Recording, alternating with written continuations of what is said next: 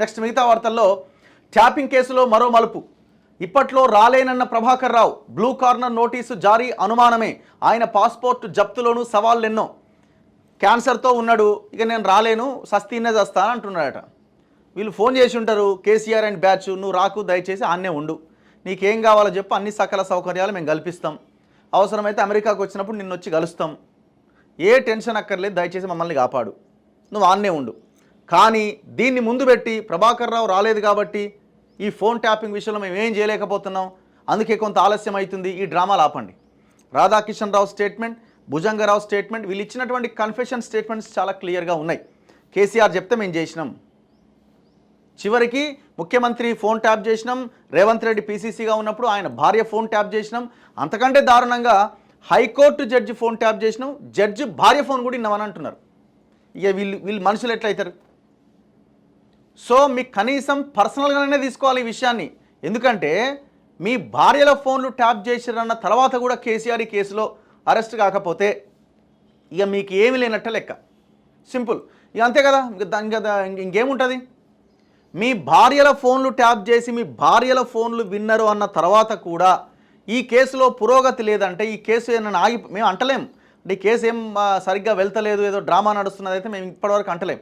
ఎందుకంటే కొంత హానెస్ట్ ఆఫీసర్లు ఉన్నారు, కొత్తగూడ శ్రీనివాసరెడ్డి గారు లాంటి ఆఫీసర్స్ ఇందులో ఈ కేసును పర్యవేక్షిస్తున్నారు. నాకు నమ్మకం ఉన్నది, ఇంకా ఆయన్ని తప్పిస్తే కేసు కథమే, దాంట్లో ఏం డౌట్ లేదు. ఇక ఒకవేళ మీరు వాళ్ళు ఏమైనా లాలూచి పడ్డారనో ఇంకోటనో మీరు గనక చేస్తే మీరు మీ యొక్క పర్సనల్ థింగ్ని కూడా, అంటే మీ భార్య ఫోన్ కూడా ట్యాప్ చేశారన్న విషయాన్ని కూడా పక్కన పెట్టిరంటే ఇక మీరు ఇక ఎట్లా అనుకోవాలో ఇక అది జనాలు డిసైడ్ చేసుకుంటారు. కేసీఆర్ని అరెస్టు చేయడానికి ఎందుకు అరెస్టు చేయొద్దు చెప్పండి, మీరు చెప్పండి. జనరల్గా ఆలోచించండి. భార్యాభర్తలు మాట్లాడే ఫోన్లు కూడా విన్నారని అంటే ఇది ఎంత పెద్ద ఇది. ఇప్పుడు రేపు మొన్న వీడి చేసిండు, రేపు ఇంకొకటి చేస్తాడు. ఎంత దుర్మార్గం ఇది. ఒక హైకోర్టు జడ్జి అంటే ఏంటండి? High court judge phone, high court judge భార్య ఫోన్ కూడా ట్యాప్ చేస్తారా? ఇప్పుడు ఈ ప్రభాకర్ రావు నేను రాలేను, నాకు క్యాన్సర్ వచ్చింది, నేను నిన్నే చేస్తా, మొత్తం సూత్రధారి వీడే, ఈ ప్రభాకర్ రావు అంటోడే. ప్రభాకర్ రావు ఒకవేళ వచ్చి పోలీస్ కాస్త ఎదురుగా కూర్చొని చెప్పే ఫస్ట్ పేరు కేసీఆర్ పేరు. రాష్ట్రంలో తీవ్ర చర్చనీయాంశంగా మారిన ఫోన్ ట్యాపింగ్ కేసు మరో మలుపు తిరిగింది.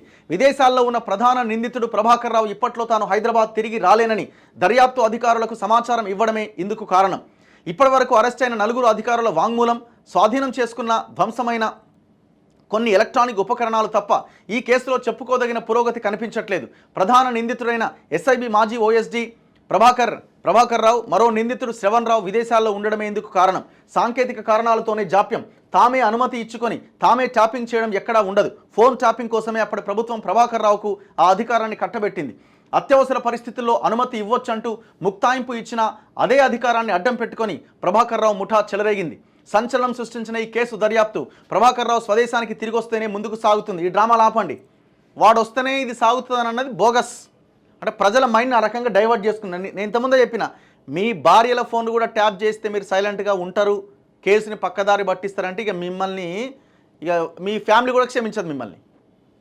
మీకు ఆత్మగౌరవం ఉంటే, మీకేమైనా ఆత్మగౌరవం ఉంటే మీరేమన్నా అరే నా భార్య ఫోన్ ఎట్లా ట్యాప్ చేసి ఇంటర్రా అన్న ఒక కనీసమైన ఆలోచన వస్తే ఈ కేసులు ఈ పాటికి అరెస్టులు జరిగిపోవాలి. కేసు నమోదవడానికి ముందే ఆయన వైద్యం కోసం అమెరికా వెళ్లిపోయారు. అయితే తాను పారిపోలేదని, జూన్ 26 నాటికి తిరిగొచ్చి దర్యాప్తునకు సహకరిస్తానని న్యాయస్థానంలో మెమో దాఖలు చేయించారు. గడువులోగా రాకపోగా చికిత్స కోసం మరికొన్ని రోజులు విదేశాల్లోనే ఉండిపోవాల్సి వస్తోందని 2 రోజుల క్రితం మెయిల్ ద్వారా అధికారులకు సమాచారం ఇచ్చారు.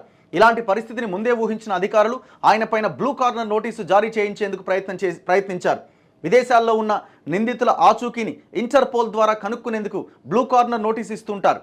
ఈ మేరకు ఇంటర్పోల్ విభాగానికి లేఖ రాయాలని సిఐడి ద్వారా స్థానిక పోలీసులు సిబిఐని కోరారు.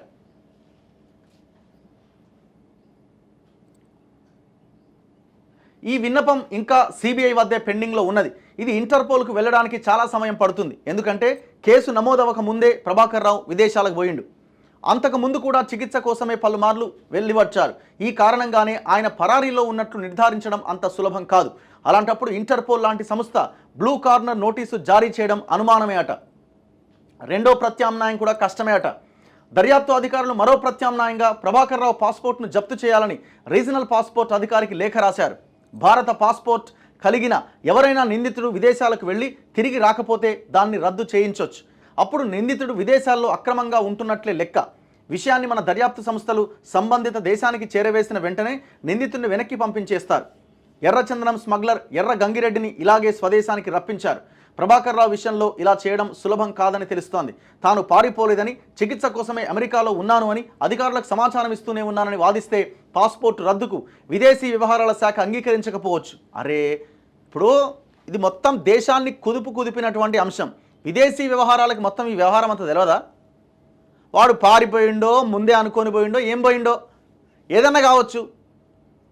కేసులో అయితే ఇన్వాల్వ్ అయినదని చాలా క్లియర్గా కనబడుతున్నది కదా. అందుకే రాష్ట్ర ప్రభుత్వం కూడా మేమే విచారణ చేస్తామని కాకుండా కేంద్ర ప్రభుత్వానికి కూడా ఈ బాధ్యతని అప్పగించాలి.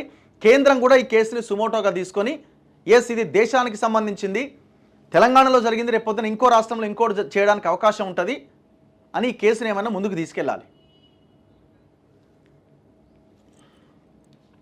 ప్రభాకర్ రావు ఇప్పట్లో తిరిగి వచ్చే అవకాశం కనిపించట్లేదు. విదేశాల్లో ఉన్న మరో నిందితుడు శ్రవణ్ రావు కూడా ఇప్పట్లో తిరిగి వచ్చేలా లేరు. ఫలితంగా ఫోన్ ట్యాపింగ్ కేసు దర్యాప్తు డోలాయమానంలో పడిందట.